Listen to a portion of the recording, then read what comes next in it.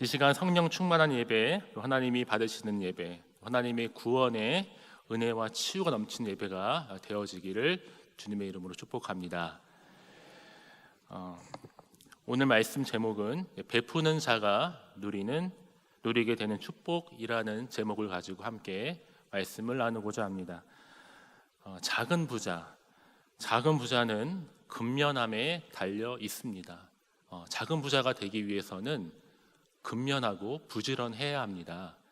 그러나 큰 부자가 되기 위해서는 하늘에 달려 있습니다. 근면과 절약, 내가 부지런하고 또한 아껴 쓰는 것, 작은 부자가 될 수 있지만 큰 거부가 되고 온 세상을 복되게 하는 것은 바로 하나님의 손에 달려 있다라는 것입니다. 여러분, 부자가 되고 싶으십니까? 그러시면 하나님을 믿고 의지하시길 바랍니다. 그런데 단순히 복을 기원함을 목적으로 해서 믿는 신앙, 즉 신앙이 대상이 하나님과 그분의 뜻을 추구하는 것보다 자신의 형통, 또한 입신양명, 소원성취, 무병장수, 자손 번영과도 같은 것들을 추구하는 것이 가장 큰 목적인 경우, 이 신앙을 바로 우리는 기복신앙이다라고 말씀합니다. 신앙을 자신의 정욕을 채우기 위해서 신앙을 이용하는 것 자체가 기복이 있다라고 말하고 있는 것입니다. 하나님 또한 우리가 내 목적과 내 물질의 풍족함을 위해서 이용하는 것조차도 기복신앙에 들어가 있습니다. 그렇다고 해서 성경에서 물질적인 복을 강조하지 않는 것은 아닙니다. 찬송가 가사에도 보면 복의 근원 강림하사 찬송하게 하소서, 만복의 근원 하나님이라는 찬양 제목이 있습니다. 이미 우리가 하나님 앞에 받을 복은요, 물질적인 복이 중요한 것이 아니라는 것입니다. 우리는 하나님께 받은 구원의 복, 우리를 구원하신 그 크신 사랑의 복, 또한 영혼의 구원을 주신 복, 나를 하나님의 자녀로 삼아주신 복이 더 큰 복이라는 것입니다. 저는 오늘 본문을 중심으로 해서 그렇다면 베푸는 자가 누릴 수 있는 축복은 과연 무엇일까요? 함께 한번 은혜를 나누고자 합니다. 첫째로, 남에게 베푸는 자는 더욱더 풍족해진다라고 성경은 말씀하고 있습니다. 우리 성경 본문 말씀 24절로 25절까지의 말씀을 다 같이 다시 한번 읽어보도록 하겠습니다. 같이 읽습니다. 시작. 과도히 아껴서 가난하게 될 뿐이니라. 구제를 좋아하는 자는 풍족하여질 것이요, 남을 윤택하게 하는 자는 자기도 윤택하여지리라. 아멘. 여러분, 본문 25절 말씀에 보면 윤택하다는 표현이 나오고 있습니다. 윤택하다, 이 말은 갈증을 풀어준다라는 의미가 있습니다. 우리가 여름에 목이 말라요. 그런데 갈증을 풀어주는 것, 목말랐을 때 갈증을 풀어주는 것이 윤택하다라는 표현이 될 수가 있고, 또한 피로가 우리가 충족시켜야 될 때에 우리의 피로를 채워주는 것 또한 바로 뭐예요? 갈증을 풀어주다, 충족시키다. 또한 마지막으로 넉넉하게 하다가 모두 윤택하게 한다라고 성경은 말씀하고 있습니다. 구제를 통해 이웃의 결핍을 채워주는 것이 이 세상이 줄 수 없는 참 평안이 있다라는 것이죠. 내가 남에게 윤택함을 끼치는 것만큼 그대로 나한테로 돌아옵니다. 이게 황금률의 법칙입니다. 내가 남을 윤택하게 하고 남을 도와주고 남의 필요를 채워줬을 때에 그 일이 결국 나한테로 고스란히 돌아온다라는 것입니다. 말씀의 주요 배경이 되는 유대 땅에는 두 개의 바다가 나옵니다. 갈릴리 바다 그리고 사해입니다. 여러분, 갈릴리 바다는 물이 참으로 맑습니다. 그리고 물이 맑다 보니까 많은 물고기들이 살고 있습니다. 주변의 경치도 매우 아름답습니다. 그러나 사해라는 바다는 문자 그대로 죽은 바다입니다. 생명체가 살 수 없을 만큼 더럽고, 또한 수분이 많고 또 소금이 많기 때문에 거기에는 생명체가 살 수 없을 정도로 매우 좀 더러운 곳이라고 보여집니다. 그렇다면 이 갈릴리 바다와 이 사이의 두 바다의 차이점은 무엇일까요? 먼저 갈릴리 바다를 보고 보면 갈릴리 바다에서부터 물이 흘러나와 사해 바다로 흘러갑니다. 그러니까 들어오는 곳이 있으면 나가는 곳도 있습니다. 그러나 사해 바다는 들어오는 곳은 있지만 어때요?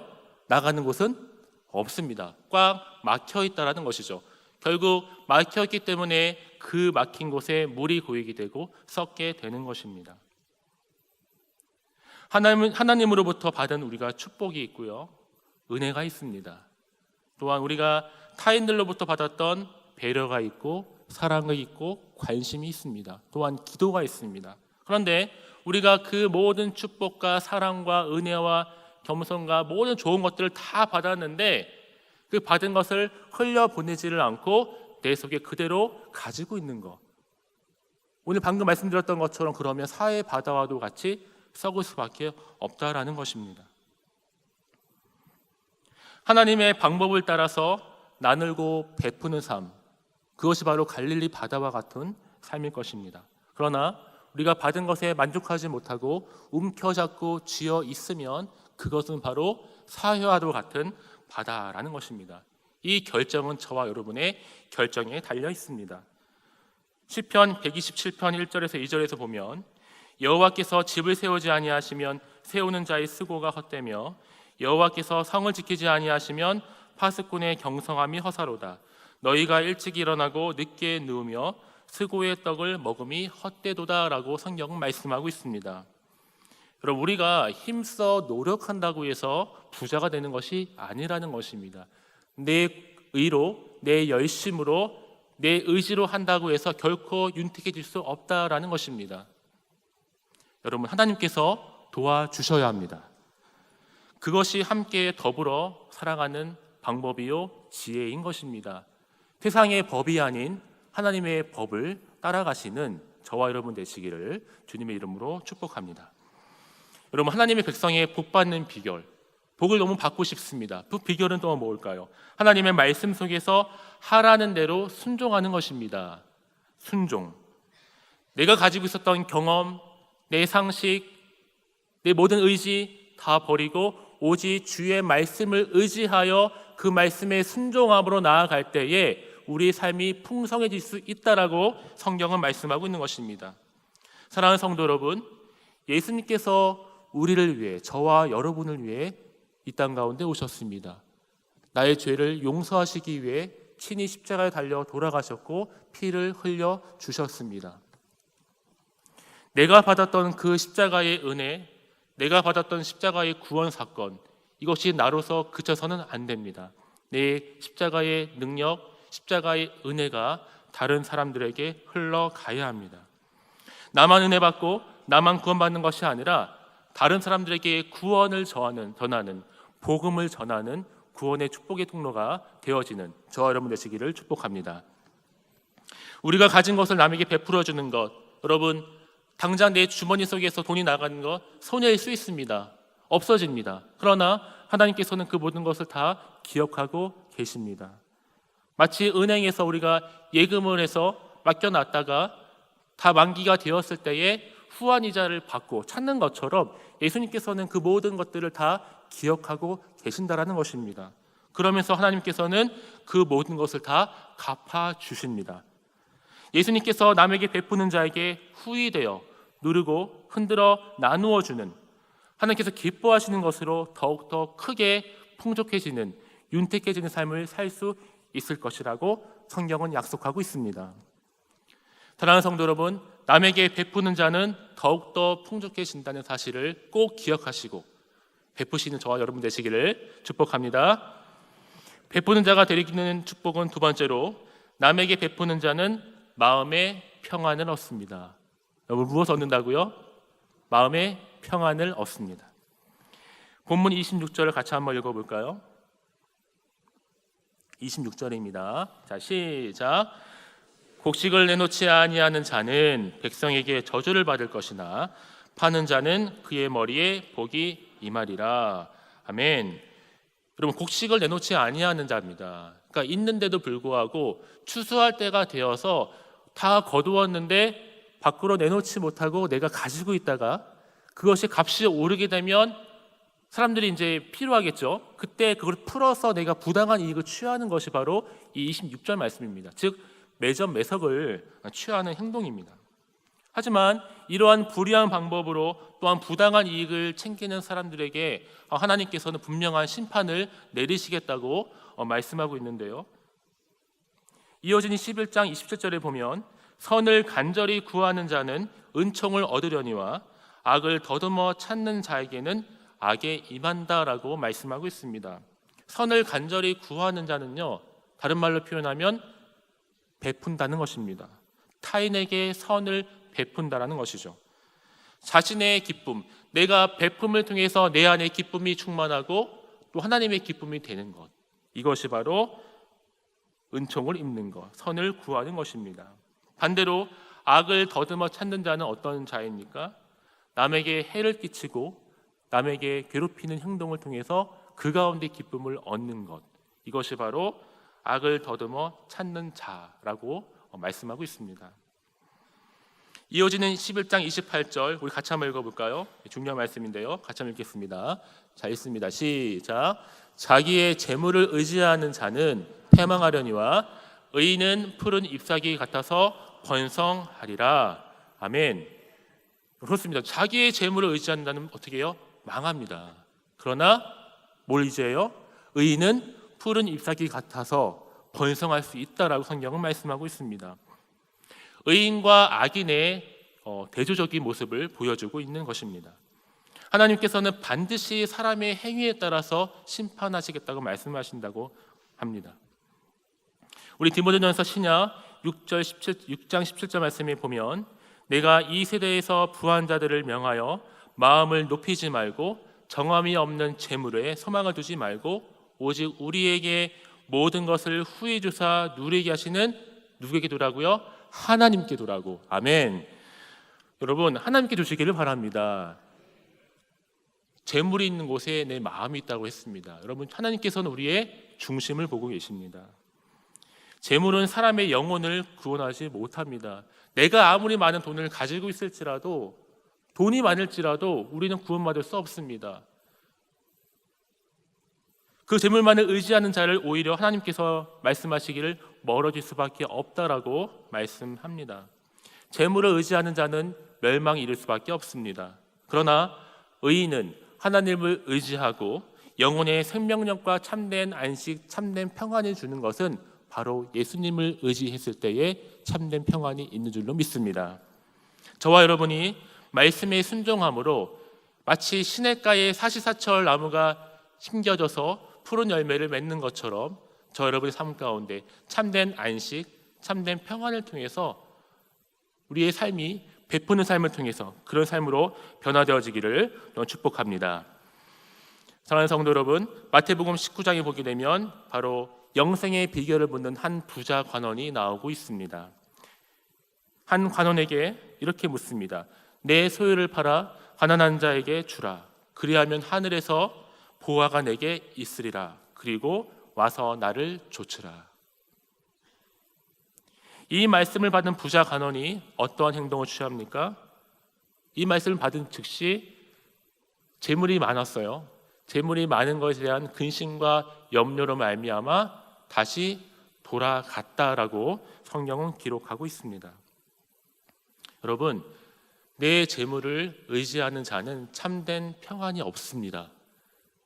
참된 평안이 없고 늘 마음 가운데 염려와 근심과 두려움과 걱정 속에 매여 사는 인생입니다. 그러나 하나님을 의지하는 자, 하나님을 바라보는 자, 하나님께 거하는 자는 참된 평안이 있는 줄로 믿습니다. 가난한 자를 긍휼히 여기시고 베풀며 사는 자에게는 그의 모든 일에 풍족케 하시는 참된 평안이 있다라는 것입니다. 저와 여러분이 남에게 베푸는 삶을 통해서 참된 안식, 참된 평안을 누리시기를 주님의 이름으로 축복합니다. 마지막 세 번째로 베푸는 자가 누리게 되는 축복은 무엇입니까? 바로 남에게 베푸는 자는 사람을 얻게 됩니다. 사람. 우리 본문 말씀 11장 30절 말씀을 같이 한번 읽어보도록 하겠습니다. 같이 읽습니다. 시작. 의인의 열매는 생명나무라 지혜로운 자는 사람을 얻느니라. 여러분, 의인의 열매는 생명나무라 지혜로운 자는 누굴 얻어요? 사람을 얻습니다. 생명나무란 아담이 에덴 동산에서 하나님께서 따먹지 말라고 했던 선악과를 따먹음으로 말미암아 잃어버린 생명을 상실한 비유를 말씀하고 있습니다. 의인이 성품이 올바르고 정직한 자, 그들에게 기쁨과 평안을 주는 것, 그리고 그들이 의의 길로 걸어갈 수 있도록 안내자 역할을 하는 것, 이 모든 것들이 바로 생명나무로 지혜로운 자라는 것입니다. 저와 여러분이 지혜로운 자가 되셔서 하나님께로 선하게 인도하시고 의로운 길로 인도하시는 그런 삶을 걸어가시기를 축복합니다. 지혜로운 자는 영혼을 얻습니다. 의로운 자는 다른 사람들에게 생명을 주는 자입니다. 지혜로운 자는 다른 사람들을 지혜로 이끕니다. 의로운 행동을 하게 할 때 분명히 생명나무의 열매가 풍성히 맺힐 것입니다. 그리고 그들을 하나님께로 인도할 수 있을 것입니다. 그 결과로 우리는 사람을 얻습니다. 그 사람, 한 영혼이 천하보다 귀한 영혼을 우리가 얻을 수 있는 것입니다. 우리 교회의 이름이 무엇입니까? 디딤돌입니다. 저와 여러분이 다른 사람들에게 걸림돌이 되는 것이 아니라 디딤돌, 버팀목이 되셔서 귀하게 쓰임받으시기를 주님의 이름으로 축복합니다. 끝으로 31절 말씀을 같이 한번 읽어볼까요? 31절입니다. 자, 시작. 보라, 의인이라도 이 세상에서 보응을 받겠거든 하물며 악인과 죄인이리요. 아멘. 하나님께서 의인과 악인을 반드시 심판하시겠다고 말씀합니다. 우리는 우리의 삶 가운데 우리가 버리지 못한 것들이 있습니까? 내 안에 정욕, 내 안에 욕심, 내 안에 물질에 대한 욕망 다 버리라. 그러면서 하나님께서 말씀하십니다. 지혜로운 삶을 살아라. 의로운 삶을 살아라. 그리고 선한 삶을 살기 위해 노력하라. 이것이 바로 우리가 이런 삶을 살아갈 때에 많은 사람들을 주님께로 인도하고 사람들을 얻는 축복의 비결인 줄로 믿습니다. 마지막 예화로 오늘 말씀을 마치도록 하겠습니다. 전쟁으로 먹을 것이 없어서 굶주리는 한 그녀가 있었습니다. 가족도 어머니와 둘뿐에 마땅히 도와줄 사람이 그에게는 없었습니다. 그녀가 그런 위기의 순간에 처해 있을 때에 그녀가 한 봉사단체를 만나게 됩니다. 그 단체를 통해서 그 어려운 상황을 잘 이겨내고 다시 재기할 수 있는 힘을 얻게 됩니다. 그 열심히 일하고 열심히 섬기고 열심히 헌신해서 결국 그녀가 유명한 배우가 되게 되는데요. 그게 바로 하나님께서 기뻐하시는 삶을 살아가는 인생으로 바뀌게 됩니다. 그 세계적인 배우가 된 소녀는 부와 명성을 얻은 뒤에 한 단체에 들어가게 됩니다. 그 단체에 들어가서 열심히 봉사활동을 합니다. 그런데 많은 사람들이 그녀에게 이렇게 질문합니다. 어떻게 이렇게 매일같이 와서 봉사일을 할 수가 있습니까? 그랬더니 이렇게 대답합니다. 이 단체의 도움으로 지금의 제가 있을 수 있었습니다. 죽을 뻔했던 저를 도왔던 이 단체에서 저와 같은 저보다 더 힘든 사람들을 찾아 돕는 것이 당연히 제가 해야 할 일입니다 라고 말씀했다고 합니다. 이젠 내가 사랑의 빛을 갚아야 될 때라고요. 이 화려한 배우의 경력을 뒤로한 채 유니세프에 들어간 이 여인, 아프리카와 남미 또한 아시아를 돌아다니며 평생을 봉사했던 이 여인의 이름은 바로 오드리 헵번입니다. 말씀을 정리하겠습니다. 베푸는 자가 누리게 되는 축복은 무엇입니까? 첫째로 남에게 베푸는 자는 풍족해집니다. 남을 구제하고 윤택하게 하는 자가 되시기를 주님의 이름으로 축복합니다. 더 나아가서 둘째, 남에게 베푸는 자는 마음의 평안을 얻습니다. 여러분 주위를 돌아보십시오. 내 도움이 필요로 하는 손길들을 향해서 손을 내미시고 그들을 위로하시고 그들을 도와주시고 그들을 섬기시기를 바랍니다. 그러므로 말미암아 그들 가운데 힘을 얻고 또 위로를 얻어 참된 평안이 그 가운데 흘러넘칠 줄로 믿습니다. 마지막 세 번째로 남에게 베푸는 자는 사람을 얻게 됩니다. 의로운 행동을 통해서 나의 삶의 선한 결과를 통해서 우리는 사람을 얻을 수 있습니다. 내가 다른 사람들에게, 다른 지체들에게 걸림돌이 되는 것이 아니라 참된 모습으로 섬김을 통해 디딤돌이 되시는 저와 여러분 되시기를 축복합니다.